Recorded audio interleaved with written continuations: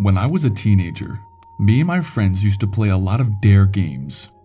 My hometown is small, suburban, great for young families or old people, but agonizingly dull for teens. So, as you can imagine, we had a tendency to take things too far.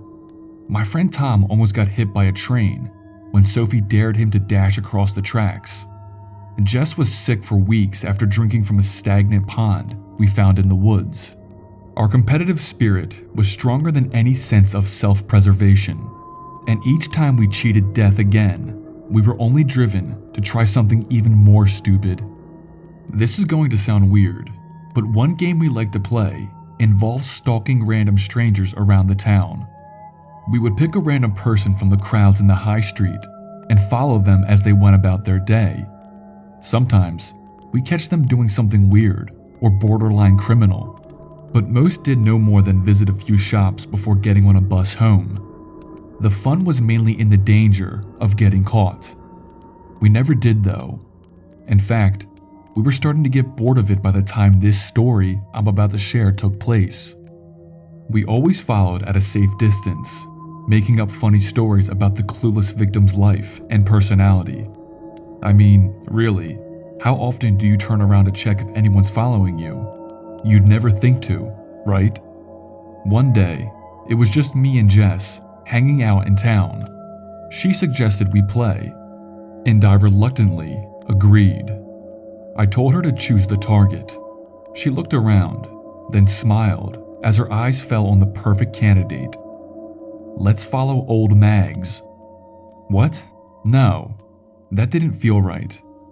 Even though none of our targets ever discovered what we were doing, we had an unspoken agreement not to follow anyone, I don't know, vulnerable. We'd seen this man around town plenty of times, just stop still and staring into space, or aggressively rattling a door handle a minute before the shop opened up for the day. Definitely mentally ill. In a small town, you tend to see the same people around on the street, and boredom brings out the worst in people. All the local drunks and unchecked ill had dumb nicknames that all the locals used. So, typically cruel, he was called Mags because he looked like a maggot. He had a face that made you double take, then look away embarrassed. I could never tell if he was deformed by some genetic condition or just incredibly ugly. He was right on the border between ordinarily unfortunate and categorically wrong. His whole head looked stretched out. His beady little eyes were 2 hand widths above his thin mouth. His thin cranium towered way too high, and his skin was an unhealthy gray-white. When Jess suggested that I was scared of him, and I was, I felt I had no choice but to agree to target him. We followed him for a few hours while he drifted around the town, stopping and staring, then moving on suddenly as if he remembered he had to be somewhere, only to halt on another street. He entered a supermarket, made a loop around the aisles, and then left again. At one point, he cursed and tried to kick an unsuspecting pigeon, which made Jess laugh. I couldn't see what was funny about it. His actions were meaningless. It was all quite sad, really. Finally, he started walking away from the center. "He's going home," said Jess. "I wonder where he lives." "I hope he doesn't live alone," I said. She ignored me. We followed him down a tree-lined road, past old terraced townhouses. I was somewhat satisfied to learn he lived in a posh area. We kept a distance of around 50 meters, as the roads were so long and straight. There was no risk of us losing him. "Oh shit," said Jess, as we watched him turn and walk up a garden path. "We got him." We kept walking, moving closer as he came up to a front door. I remember a weird thudding as we approached. I couldn't decide if it was a vibration in the ground or the blood in my temples. Jess didn't seem to react, so I suspected an oncoming migraine. Mags was holding a slip of paper, a missed delivery notice. As it happened, the postwoman was still within view, far ahead down the road. Clearly, he had noticed, because as we closed the distance and came within 10 meters of the house, he dashed back down his garden path and down the road to catch up with the postwoman. As I looked at the front door that he had left open, my head throbbed painfully. We stopped outside the house, and I knew what was coming next. "I dare you to go inside." "Piss off, Jess. That postwoman's miles away. You've got at least 5 minutes. Go in for 1 minute, see what kind of hellhole Mags lives in, and you're in the lead. It's enough for you to overtake Sophie on the scoreboard." That made me pause. Sophie's lead had been untouchable since she flashed one of our school's teachers. We all knew it would take something wild to get back in the running. I was young and stupid. I turned my mind off, walked confidently up the path, and slipped inside. The hallway air was heavy, with a light smell of paint. The absolute silence quickly settled my doubts. No one else lived here. It was an oppressive silence, without even a clock ticking or electronics humming. But the interior was mundane.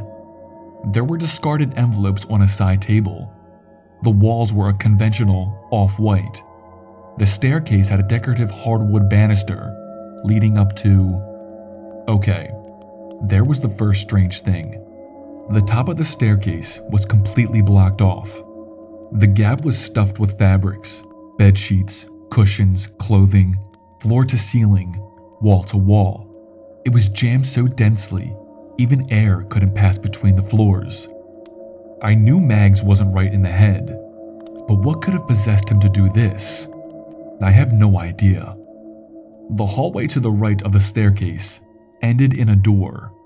There was another door in the wall right of that. The far door was ajar, and as I moved closer, a cool draught told me there was an open window somewhere within.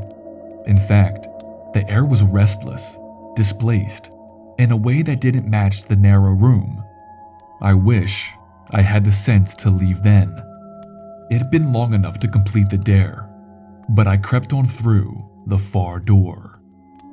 The next room was pitch black. There was a chalky smell, and my steps echoed strangely at the doorway.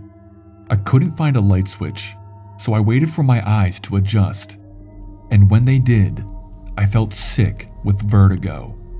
I was standing on a ledge. Just beyond the doorway, the floor stopped, and a deep pit yawned before me. I took in the details. Somehow, the normalcy of the room at my level made it stranger. White plaster ceiling, heavy curtains closed over a window. The walls were clean of dust and neatly wallpapered. But then below, the baseboard where the floor should be, the world just fell away. Bricks and concrete foundation led down into darkness. How deep did it go? I dug through my pockets and found some loose change. I held a penny out above the dark and let it go. It fell and fell, and I waited. I never heard it meet the ground, but as I strained my ears, the pulsing started up again in my inner ears.